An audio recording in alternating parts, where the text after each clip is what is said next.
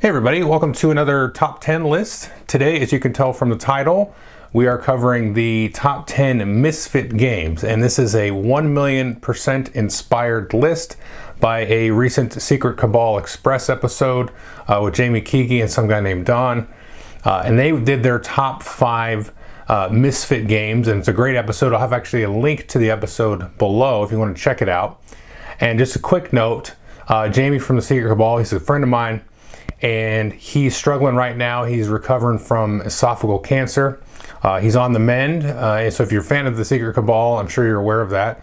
But everybody, keep him in your thoughts and prayers. He's recovering from the cancer treatment, everything right now. So hopefully we can hear from him very shortly.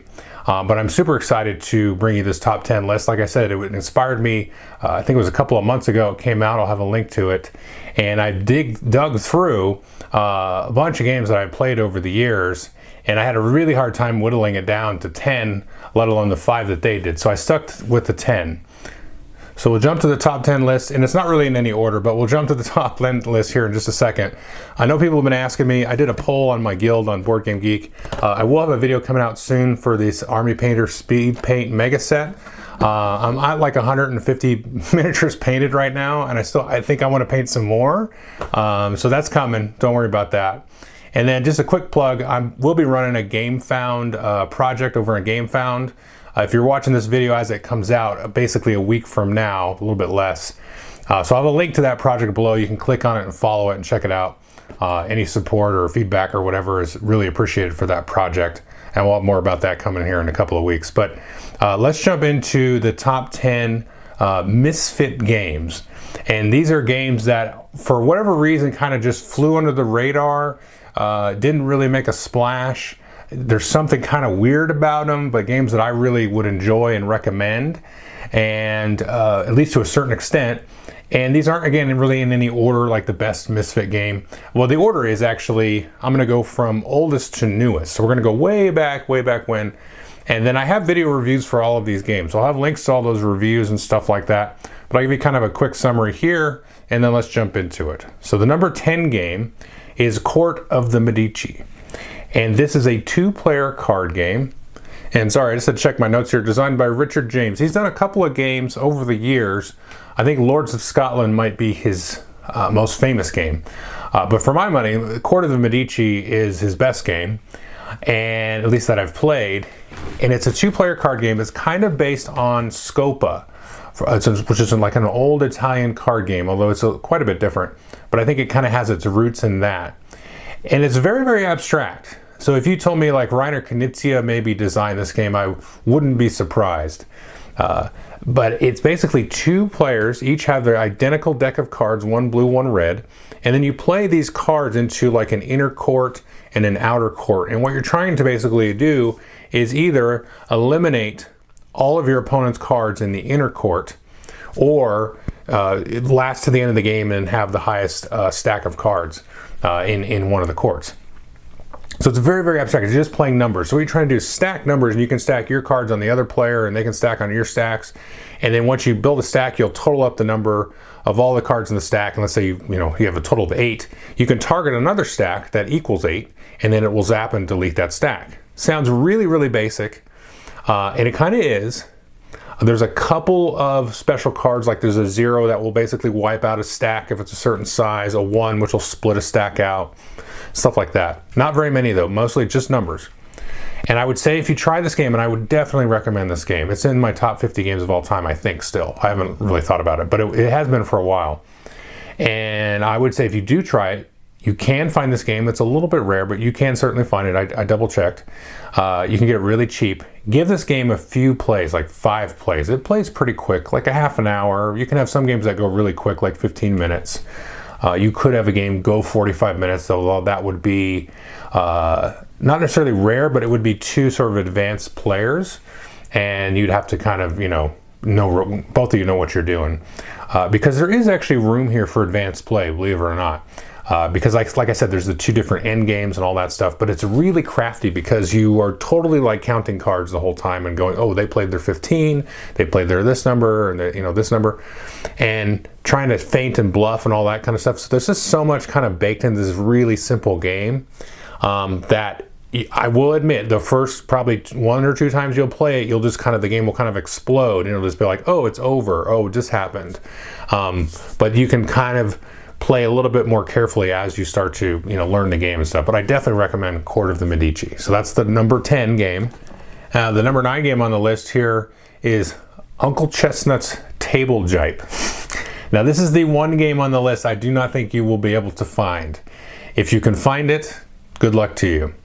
Now what this is kind of a blend of checkers and chess and also dice in a way. So the pieces that you get in the game are these big wooden blocks, and you kind of roll them out and you set them up along the back line of your chessboard. And then based on the shape of the die or the piece, it's not really a dice, it's a big wooden block, you can move the piece in different ways. So like a tree can move out, forward and the kind of diagonal. The hat, if I recall correctly, can move kind of like the knight and chess and stuff like that. Now if you have an ear, then you can't move. And what happens is you will jump over your opponent's pieces, and every time you jump over them, you can do it like in checkers where you can chain it. Then you force them to re-roll their pieces, and you can jump over your own as well and set that up and re-roll those. So even if somebody jumps over you and it forces you to roll, it becomes an ear, and now it's stuck, or you can try to jump back over it and stuff like that. And you actually play this up to 4 players, and I have played it 2, 3, and 4 players, and it's really fun multiplayer. I mean, it's just a chaotic mess a little bit, but it is kind of cool. Like it has strategy. It has a little more tactics than strategy, where you try to set things up and do little combos and think of all the different shapes and everything, and you kind of look at your opponent's shapes and what they got, and you're like, okay, I should attack them first and force them to re-roll this one because they're going to do some big combo I can see in the next turn or 2 here. So it's really, really fun. It plays quick, about a half an hour.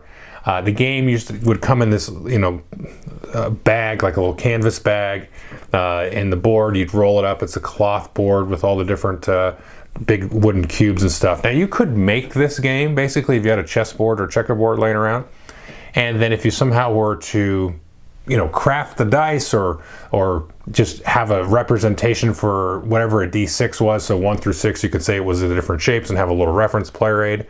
I would recommend doing that. Like, it's pretty fun.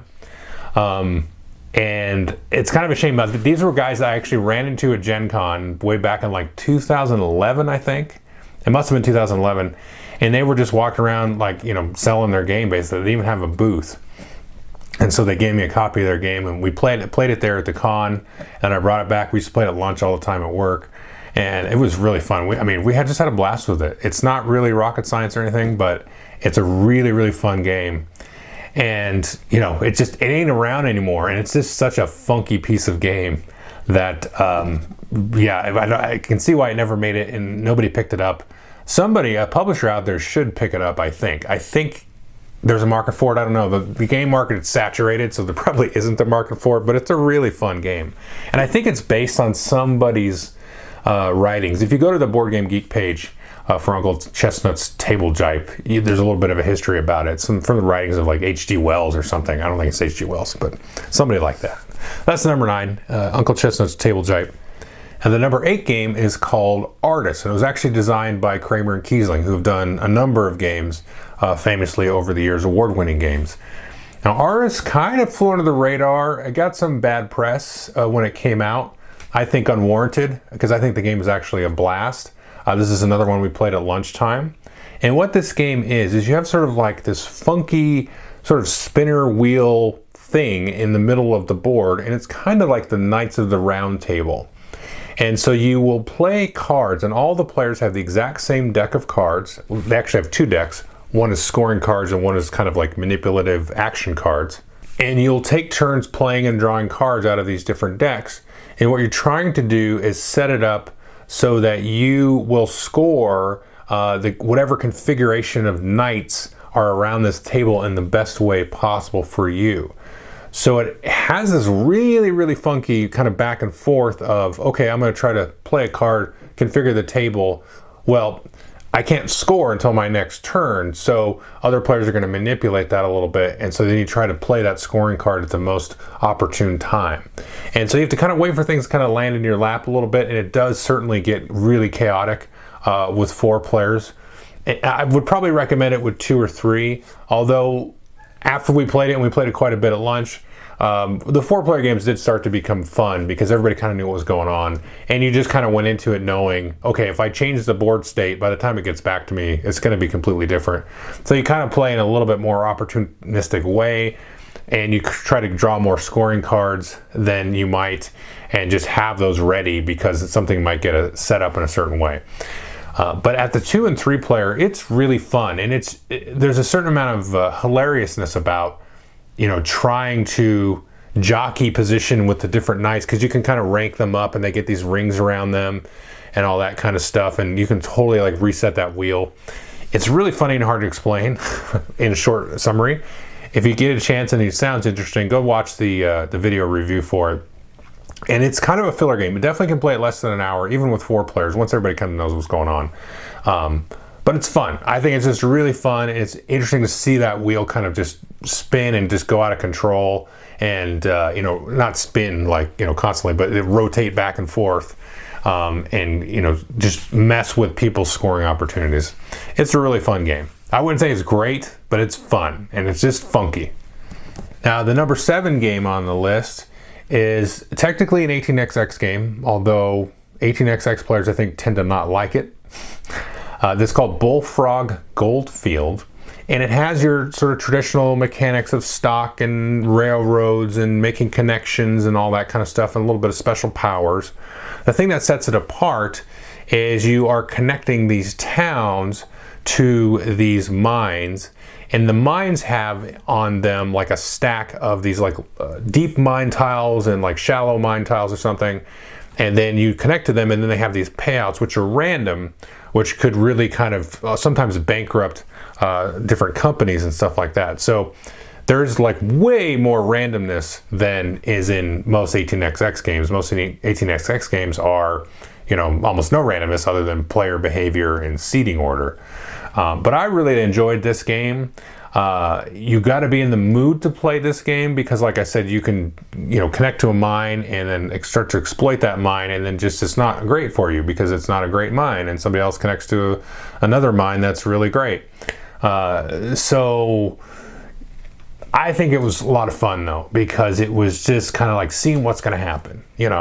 Sometimes it's great to play a game and your choices are all that matters, and it's very calculable and all this fun stuff, and that's great too. But sometimes it's interesting to kind of do an exercise where things can kind of go crazy. And the sort of distribution of the mine tiles, in my experience, I only played this a couple of times, was it kind of seemed to balance out. Now, I could grant you that I think this is possible to have a play experience that's very lopsided. It's definitely possible. But that wasn't any of my experiences, really, at least from what I can recall. And it's been several years now. And you can get this game, and I think you can get it pretty cheap, actually, from the little bit that I poked around. And I would get it. If you're like into 18xx and train games and stuff like that, even if you're not, if you like some of those more economic games, this might be kind of a nice bridge to a more traditional 18x game, or maybe just kind of something to spice up your 18xx night, just to see how it goes. Just know going into it, it's going to be random and crazy. So if you want something different, if you're kind of looking for something different, I would recommend this game.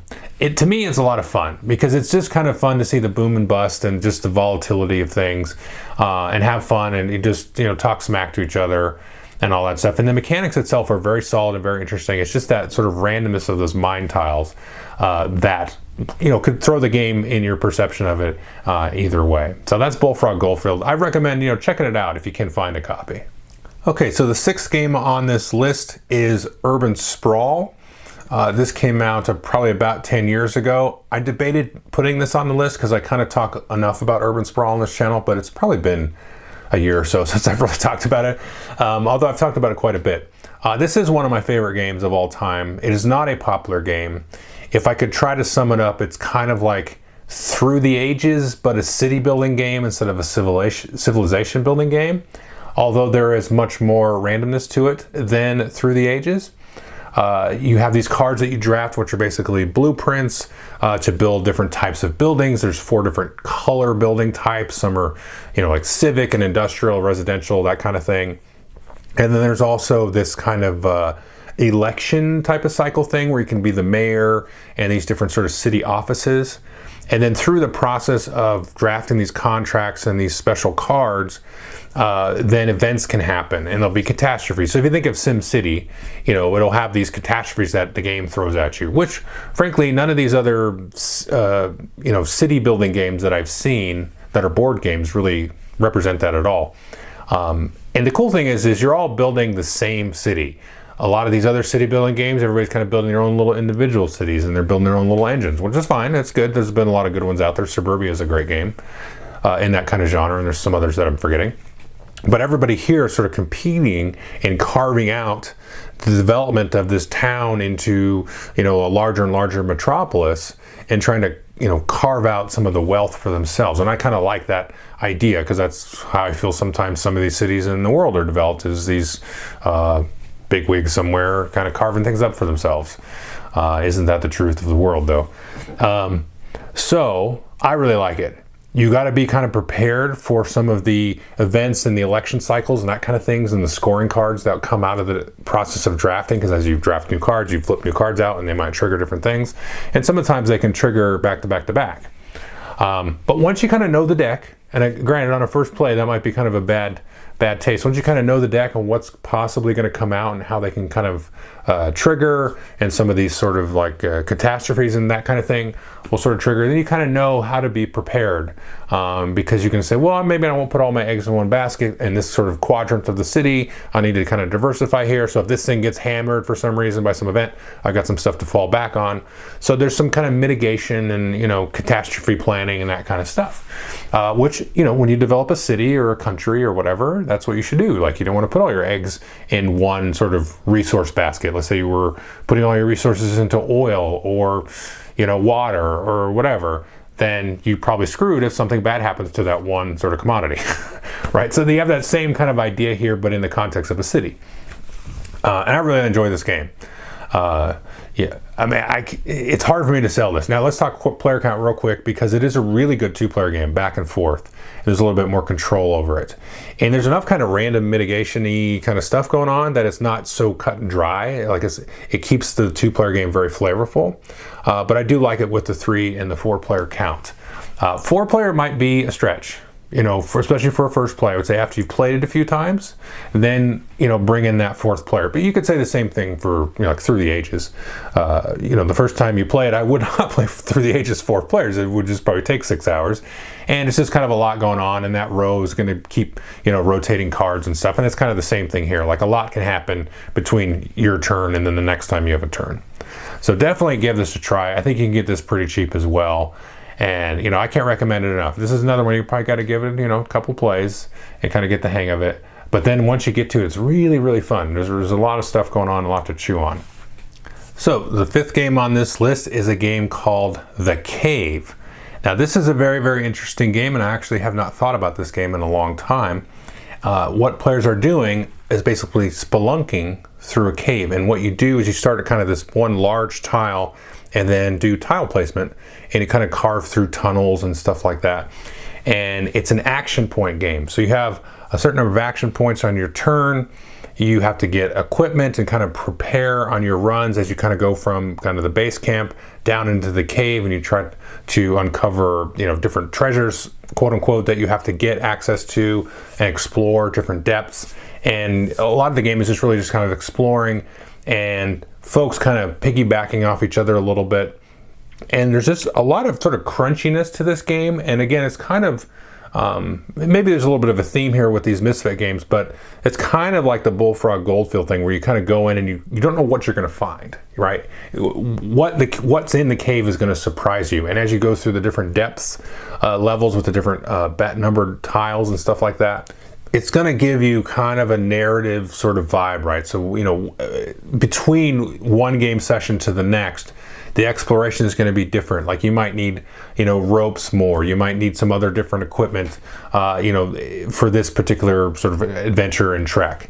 And it's kind of a neat thing, because it's kind of a tile placement thing. So you got that sort of Carcassonne slight vibe to it, but then you have this sort of action point economy. We're trying to manage the efficiency of your turns and do all the right things and use what you've been given, the best. So this is a really weird game. It's like you're just diving through a cave, checking stuff out, and trying to explore and manage your equipment and all that stuff. So it's cool. It feels like you're sort of on. It really gives me that sense of that you're on an expedition and you've been funded by some university or some special foundation or something to go and explore this new cave, and it's got a neat little crunchiness to it. And it sort of tickles the €1 side of the brain, and then the other side is the what's going to happen? Well, that's neat. What's under this rock? And that whole exploration narrative kind of procedurally generated fun piece of the thing. So that's the cave. It's really quirky. Like you're just exploring a cave and that's it. But the way that the game kind of throws itself at you almost feels like a roguelike in a way, where you're not really fighting any monsters or anything like that, but you're kind of getting down a certain part of the cave because you got to go down and then you got to get back up because you're going to start running out of oxygen and whatnot down there, and you've only got enough action points to get back up. So there's a management there. So it's got this cool kind of roguelike vibe there, but with a pretty tight little Euro set of mechanisms there. And the number 4 game is Cavemen and the Quest for Fire. Now what this is sort of a civilization building game, but the very, very, very early part of civilization, and it's a card game. And I would say it's in that sort of family of Race for the Galaxy, where you're kind of building up a little bit of an engine with your display of cards and that kind of stuff, although it's much, much lighter than Race for the Galaxy. You will have different sort of types of cavemen, and they have different kind of abilities and things that they can do. You can get caves and explore and kind of give them different little, it sort of grows your sort of kingdom or your little tribe, if you will. And you can invent things or some resource management. You can get bones. You have to manage your food so you can feed everybody. And you got to be careful when you kind of go on hunts and stuff like that. So there's a little bit of luck there, but it's not too bad. The thing that I remember most about this game is just, besides being kind of a really funky theme, it's just about cavemen. It's kind of hanging out and trying to to win the game. It has a lot of the inventions, so you kind of invent kind of some early technologies there. And so there's some different sort of strategies that come into play. The main kind of core game loop is very, very simple, where you're just kind of playing cards and getting resources and food and bones and that kind of stuff. And you can kind of play that game very simply that way and sort of neglect the inventions a little bit. But then you can get there's a lot of different inventions too, so you can kind of get some of them and maybe build a little bit of an engine early, but you can also kind of play sort of the long sort of economic game and then get some try to score a lot of points at the end with all the various different combos and inventions and cards and stuff like that. So you can even though the game's pretty light, you can really still approach it in a lot of different ways. And it's got some cool kind of weird sort of cartoony art, like claymation style art almost. And it's a really, really simple game. It's enough that I think you can play this with sort of beginning style gamers, and then also more experienced gamers is more of a filler type of game, because it plays pretty quick, like a half hour or so, 45 minutes. And it plays snappy, it's quick. And it's not too complicated, but then it has kind of enough kind of happening to keep experienced folks still involved. So yeah, this is a really quirky game. I think it just looked really weird at the time, and probably didn't really match sort of the complexity and strategic breadth that it actually does have. Yeah, so it's Cavemen Quest for Fire. You can find this one a few places. Definitely check that one out. And then the third game on the list is a game called Dark, Darker, Darkest. And this one you can find. I think it's harder and harder to find. There may be a second edition coming in a couple of years. I'm not really sure. There's been some buzz about that. This is, I think, the best Resident Evil style board game that I've played.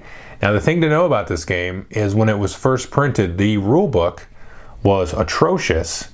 And actually the designer kind of worked and put out a sort of second edition rulebook as a PDF, and you can get it on the Board Game Geek page. Once you get that, then the game kind of jumps to a whole another level, because there's actually some missing rules and stuff in the one that comes in the box. It's a really, really, really fun game. Now it's kind of, if you like kind of the general sort of vibe of something like a Zombicide style of game or something like that, this is like the thinking man's Zombicide, for lack of a better phrase. Because you are going through this mansion, And there's kind of different bosses. There is zombies, but there is also like, think of it like more like Resident Evil zombies, right, than like Walking Dead, you know, hordes of zombies. Although there can be a lot of zombies in Darker Darkest. But you can also be dealing with like, you know, fires being set, crazy wolves, different bosses that are like mad scientists and stuff like that, traps, and you can arrange the map and configure the map, and that will kind of dictate your difficulty level too. There's some, you know, kind of instructions for that. Because if you set up the hallways in certain ways, you know, that'll kind of tailor its difficulty depending on kind of like how the scenario is driven. But what you're going around and doing is trying to find like these little key code things, and the system for that, for getting these like little lock tokens, and then using your actions and your abilities to kind of pick locks and then find kind of the final room with the boss, which will then kind of flip the game into this whole like huge boss fight. It just, I mean, it's like half the game almost as the big boss fight. So this becomes this real epic thing. But that whole system of how to get those little clues is really, really cool. I've never really seen anything like it. And then like the player action economy thing is neat. So it's it has a kind of a basic kind of dungeon crawl thing where if you played some of these things like a Zombie Side, or there was that one from whoever the guys are, the Privateer Press, they did a really cool dungeon crawl type of game with this really cool action, I can't remember the name of it, action economy with the players. This is very, very smartly done. Like this is like a Euro player's kind of dream in terms of like how you take damage and you get different special abilities and effects and stuff like that, and how your little action tokens work. And stuff like that. So that's really a neat thing. But I definitely recommend this. You can definitely find this on the cheap, and it is worth getting if you want to say, let me play Resident Evil the board game. Forget all these other people that say they're Resident Evil the board game. This one is, I think, and it's all the best parts of Resident Evil, kind of distilled down and abstracted. I really can't recommend this stuff. This is one I thought about picking back up because every like few months I'm like, I should get that again. That was fun. Because, you know, I cycle through games because I don't have like a giant storage unit that I put games in. So I recommend this wholeheartedly. It really unfortunately came out with a terrible rule book and everybody hated on the game initial, which they should have. But then that kind of second edition come out, and everybody I've talked to said, yeah, once I downloaded that, kind of reread the rules from scratch, and played the game, it was like this, it was just a well-oiled machine, and just really, really fun. So that's Darker Darkest. And the number 2 game on this list is called The Bloody Inn. Now, I forgot this, but I did not know this was actually based on a true story, which makes it horrible. But what this is players, it's a card game, but players are sort of playing cards and conscripting and murdering people, and conscripting people to help them murder other people and give these other people jobs to do and try to extort and exploit the clients that stay at their hotel. So it's like a collective group of people acting like you know, the Bates Motel kind of setup. But this is actually a real thing that happened, which is just awful now that I think about it. But when we first played the game, I did not know it was real. So we were just having a blast with it because it's a ridiculous theme.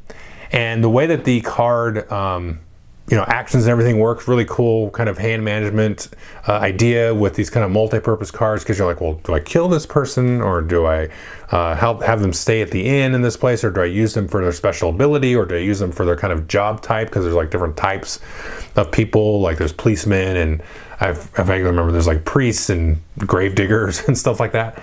And so it has this really interesting sort of game loop where you have to have kind of enough of certain types of cards to accomplish your job, because you can murder somebody, but then you got to hide the body and bury the body and get rid of it, and then you got to have enough people kind of staying at the end to generate money and all that stuff, and then you got to kind of like pay out. There's like a quirky thing where you kind of pay out the money every round, where they get like a check or something, but I think there's a couple of variants on how to play that. If you watch the review, I'm sure I talked about it in there.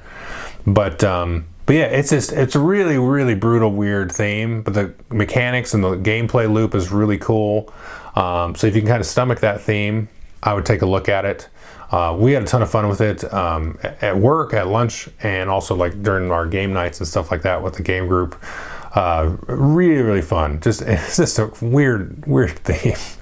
But I don't know, there's just something about it, like just playing a game like that, it just kind of lets you entertain that I mean, I don't want to say that out loud, but there's that weird side of your brain that's like, oh, this is horrible, terrible. And I would never do this in real life, but this is stupid fun. So I guess I'm a bad person. Keep playing. Yeah, it's just a weird theme. But again, it's real, so I understand. Obviously, I mean, I don't really feel like playing it again myself because I'm like, oh, it's a real thing. Well, that's no good. But anyway, no judgment there. I mean, I loved it and had a blast with it. So there you go. So the number one game, let's look on the list here. What was it? Ah, yes, it's called Tumult Royal. And this is actually designed by Klaus Teuber, who designed Catan. This is, in the review, I remember I called it kind of Galaxy Trucker, the Euro game. Because what this is it's an economic game, and it's kind of like this real-time sort of supply and demand kind of thing where you're grabbing these chips out of the middle of the board and kind of setting prices and setting availability of these things and trying to go through the motions here on this and try to just basically make the most money and kind of control the market on some of these different commodities. It's really, really quirky, really, really fun. I mean, definitely not going to be up everybody's alley because it's just, it's got that real-time thing, and there's a weird thing we have, like, you can hold on to one of the chips or something like that and kind of keep it out of the circulation. But it's plays quick. It's pretty quirky. This is something we played at lunch a lot. And it's fun. And like, this is one of those you got to kind of be in the mood for, because obviously it's you're trying to do economic calculations, but like in real time. So it's kind of scratches a weird, different kind of itch that I've never actually seen a game scratch before or since. I would recommend folks at least try the game, but it is solid. Like, it does work. It doesn't fall apart to me. It somehow it all comes together. The real-time stuff with the basic math stuff, it works really, really well, and it's a lot of fun. So definitely not always going to be my cup of tea to sit down and play, and I don't think for anybody it would be, but I would recommend it. So anyway, that is my sort of top 10 Misfit games. So again, thanks to Dawn and Jamie for putting together that podcast, which I'll have a link to below. Kind of a nice little trip down memory lane. I definitely recommend folks, if any of these look kind of half interesting to you, I definitely recommend picking them up, because I think all of these you can get on the cheap. So yeah, it's probably worth picking up. And if you're looking to like fill out an order to an online game store and you want to get that free shipping or something, throw one of these things in there. And I think you have a lot of fun with it. Just kind of going in expecting it's going to be quirky, it's going to be a little bit weird, the theme's weird, mechanics are going to be different. And these are all, I think, to a T, these are all ones, let me just look at my notes here on my phone, that took me a couple of plays to get into. Although I did kind of like Urban Sprawl a lot when even the first time I played it, but most people, I think it's going to take a couple of plays. But the rest of these, it was like, this game's kind of weird. Let's play this again. This is weird. And then we'd play it a couple of times, and then actually, this is actually a really neat game, really different and kind of a unique experience. So one thing I find is, I kind of tend to gravitate towards something that's safe sometimes, because I know I'm like, oh, this is a, economic game, a worker placement game, a miniatures game, this is a hidden movement game or a social deduction game or whatever. It's kind of in that same, I know it's going to hit me where I want to be hit. But sometimes these things will kind of take you outside the beaten path, so to speak, and give you something a little different there. So I would definitely recommend all these games for that. So anyway, thanks again. Bye.